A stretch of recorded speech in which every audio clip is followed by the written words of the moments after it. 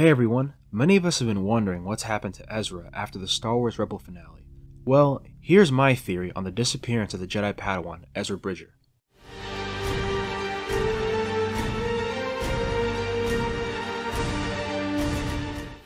With the recent revelations confirming that the Ahsoka show will be centered around Ahsoka finding Ezra, we have to put into perspective what exact role Ezra will be playing in the upcoming series. Before we get into the big what if, we have to logically talk about the current state of affairs around the events of The Mandalorian and in a general sense, even getting a sense of what we know about Star Wars during the sequel trilogy. So here's what we do know. Ezra Bridger disappeared during the Star Wars Rebel finale, which takes place before A New Hope or close to 0 BBY. The events of The Mandalorian take place around 10 years after the Battle of Yavin, which is where we see Ahsoka hunting down Grand Admiral Thrawn. So two important things to note here. By the time Ahsoka is looking for Ezra, we can assume that Ezra is 28 years of age, and that 10 years have passed since they last saw each other. When we last saw Ezra, he went into hyperspace with Admiral Thrawn, and now this is where my theory comes into play, or at least one of them. During the series finale, it's to my belief that the direction of the hyperspace jump placed Ezra and Thrawn into the unknown regions. Well, unknown to us at least. For those of you that don't know, Thrawn is from the unknown regions, which can also be known as wild space, as is the entire Chiss ascendancy. So, while for us it's unknown, to Thrawn and the Chiss, this is their home. After the pair make this random hyperspace jump, Ezra, I believe, is confronted by the Chiss, who are alerted to their presence by Thrawn, who is able to send out some sort of distress signal once they arrive in the area. As we all know, Thrawn always finds a way. Now at this point, I think Ezra is taken prisoner by the Chiss, or used for experimentation.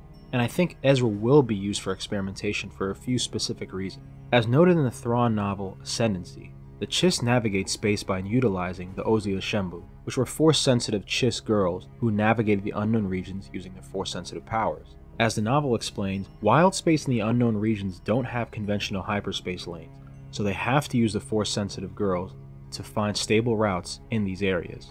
I think the Chiss will go against their political morals and experiment on Ezra to find out how their Ozia Shembu can maintain their Force essence. You see, the thing is, as per the novel and the lore, the Ozia Shembu cannot maintain their Force prowess. In fact, as they age, their Force powers begin to leave them. If the Chiss can maintain that Force power with the Ozia Shembu, they will have complete dominance over wild space. And this is a huge key to them. If you remember correctly, Thrawn's mission into the Outer Rim and Republic territory wasn't because he was actually exiled. Rather, it was to work his way through the ranks of the Empire and find out if the Empire would be in their favor should they need them in their time of need, or if they'll be enemies in the future. So how does this end up with Ezra being sort of an apprentice to Palpatine or Snoke? Well, it's really quite simply to draw from this point in the Star Wars Infinite Theoryverse. Essentially, I believe that as smart as the Chiss are, one of two things will occur.